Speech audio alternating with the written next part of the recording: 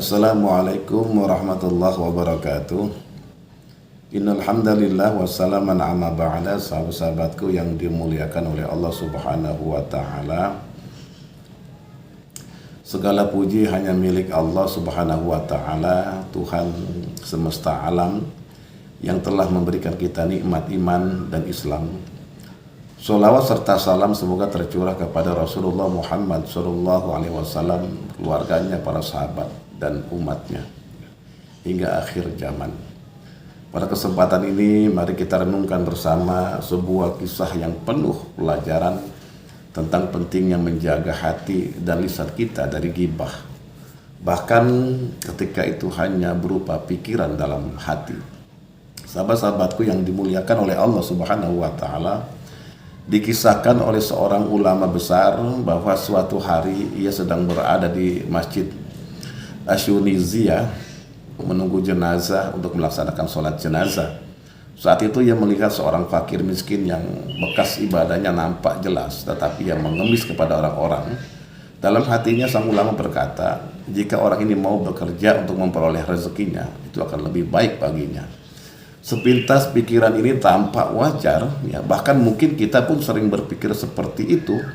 Namun ternyata pikiran tersebut membawa konsekuensi besar, ya. Malam harinya sang ulama merasakan semua wirid dan ibadahnya menjadi berat.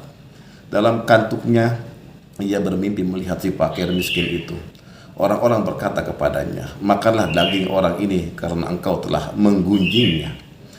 Hadirin sahabatku yang dimuliakan oleh Allah Subhanahu wa taala, dalam mimpi itu ia memprotes, aku tidak menggunjingnya, aku hanya mengatakan sesuatu kepada diriku sendiri. Namun ia diberitahu bahwa bahkan pikiran seperti itu adalah itu tidaklah pantas.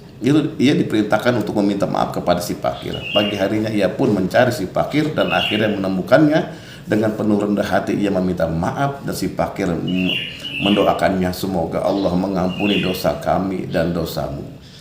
Kisah ini mengajarkan bahwa kepada kita betapa pentingnya menjaga hati dan lisan dari ghibah, bahkan dalam bentuk pikiran. Sebagaimana Allah Subhanahu wa taala berfirman di dalam Al-Qur'an, wahai orang-orang yang beriman, janganlah suatu kaum mengolok-olok kaum yang lain, karena boleh jadi mereka yang diperolok-olok itu lebih baik dari mereka, ya. Dan janganlah sebagian kamu menggunjing sebagian yang lain. Apakah salah seorang di antara kamu suka memakan daging saudaranya yang sudah mati? Tentu kamu merasa jijik, ya. Surat Al-Hujurat ayat 11 sampai 12. Sahabat-sahabatku yang dimuliakan oleh Allah Subhanahu wa taala, dalam kisah ini, ya, kita belajar beberapa pelajaran penting. Yang pertama adalah ghibah bukan hanya melalui lisan, tetapi juga hati. Seringkali kita berpikir bahwa ghibah hanya terjadi saat kita membicarakan keburukan orang lain kepada orang lain. Namun bahkan pikiran buruk terhadap seseorang tanpa alasan yang jelas pun bisa menjadi ghibah, ya. Yang kedua adalah menjaga prasangka adalah bagian dari adab Islami. Rasulullah SAW bersabda, jauhilah prasangka buruk karena prasangka adalah seburuk-buruknya perkataan. Hadis riwayat Bukhari dan Muslim. Yang ketiga adalah pentingnya meminta maaf, ya, ketika kita bersalah. Ketika sang ulama diberitahu bahwa ia telah keliru, ia tidak menunda untuk meminta maaf kepada si fakir. Ini menunjukkan bahwa memohon maaf kepada sesama adalah bagian dari sikap rendah hati dan akhlak mulia, ya. Yang keempat adalah hikmah dari doa si fakir. Meskipun si fakir berada dalam kesulitan, ia tetap menunjukkan akhlak yang mulia dengan mendoakan kebaikan bagi orang yang meminta maaf kepadanya.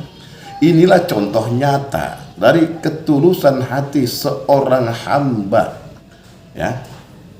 Sahabat-sahabatku yang dimuliakan oleh Allah, ya, kisah ini menjadi pengingat bagi kita semua bahwa menjaga hati dan lisan dari prasangka buruk, ghibah, dan ucapan yang tidak pantas adalah kewajiban seorang mukmin. Ketika kita berbuat salah, jangan ragu untuk meminta maaf baik kepada Allah maupun kepada orang yang bersangkutan.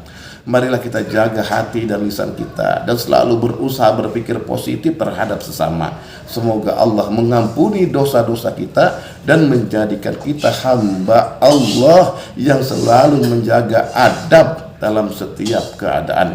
Demikianlah semoga bisa dipahami. Wassalamualaikum warahmatullahi wabarakatuh.